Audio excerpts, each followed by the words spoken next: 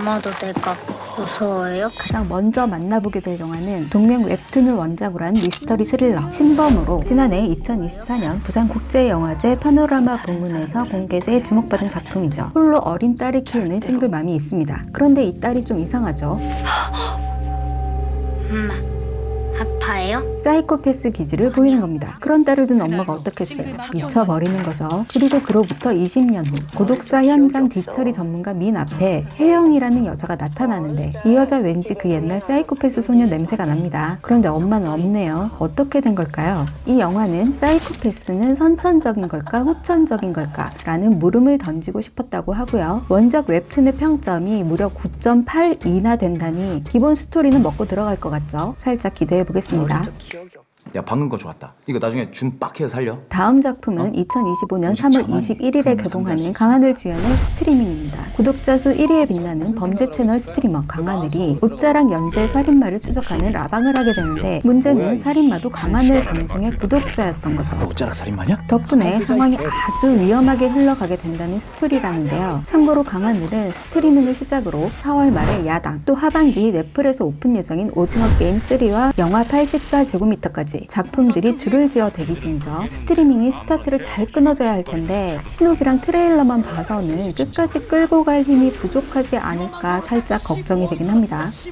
큰일을 저질러 버렸습니다. 다음은 같은 3월 21일 넷플릭스에서 오픈 예정인 연상호 감독의 계시록입니다. 여중생 하나가 실종됐어요. 신아영이라고. 어느 날 지방 소도시에서 여중생 하나가 실종됩니다. 그리고 그녀가 다니던 교회 목사 류준열은 오늘 처음 오신 분이시죠? 교회의 새로운 신도이자 전과자인 남자가 범인일 거라는 이건 계시야. 신의 계시를 받게 되죠. 그리고 그날 이후 뒤틀린 믿음이 낳은 광기 어린 추적을 시작하는데 실종 사건을 담당한 형사 신현빈이 목사와 용의자 사이의 연결고리를 발견하게 되면서 또 자신만의 추적을 하게 된답니다. 연상호 감독은 이름값에 비해 작품들이 좀 퐁당하는 기복이 좀 있죠. 이번에는 퐁일지 당일지 궁금하네요. 죄는 미워도 사람은 미워하지 말랬지만 그럼에도 불구하고 사람이 밉다면 작품은 미워하지 말았으면 하는 경우가 있죠. 이것이 승부니까. 네, 바로 3월 26일 개봉 예정인 영화 승부입니다. 워낙 여러모로 이슈가 됐던 터라 내용은 다들 아실 건데요. 한국 바둑계의 거목 조훈현과 이창호 사제 대결이라. 두 사제시간의 대결을 다룬 실화 영화고요. 무려 200억이라는 제작비가 들어간 걸로 알려져 있는데 제작자들은 물론 조훈현 역으로 나온 이병헌과 나머지 배우들의 마음고생이 엄청났답니다. 예고편을 보니 유아인을 빼고도 참 잘 편집했던데 본편도 한번 기대를 해보겠습니다. 승부 보고 싶지 않아요. 로비 하자고요. 로비. 계속해서 4월에 만나볼 작품은 하정우 감독, 하정우 주연의 로비입니다.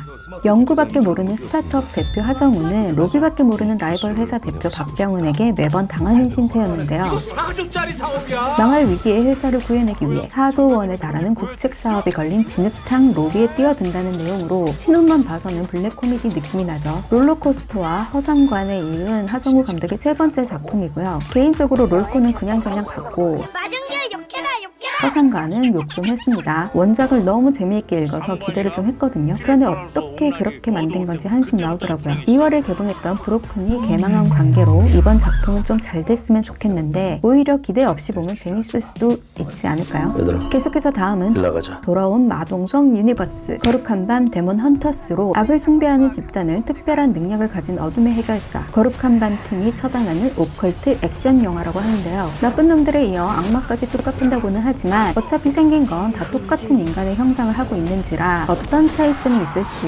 의문이 들긴 합니다. 예고편만 봐서는 CG를 많이 쓴다 정도? 아무튼 그럼에도 불구하고 기대하시는 분들을 위해 수작이 나왔길 기대해보고요. 생각보다 이건 꼭 봐야 해 하는 영화가 없어 보이는 관계로 OTT 드라마 라인업도 몇 편 가져와 봤는데요. 나야 남기준. 근데 시작부터 왕삘이네요. 소지섭 주연의 광장입니다. 스스로 아킬레스건을 자르고 어둠의 광장 세계를 떠났던 소지섭이 조직의 2인자였던 동생의 죽음으로 11년 만에 돌아와 복수를 한다는 내용의 8부작 드라마인데요. 전 못 봤지만 원작이 역사상 최고의 느와르 웹툰으로 남자분들의 로망이라면서요. 근데 짧은 예고편에서 보여준 액션씬이 참 로망으로도 해결이 힘들 것 같아 걱정되네요. 이걸 보느니 차라리 여기까지 보셨다면 구독, 좋아요 부탁드려요. 죄송합니다. 나는 무조건 서울놈한테 시집갈 거야.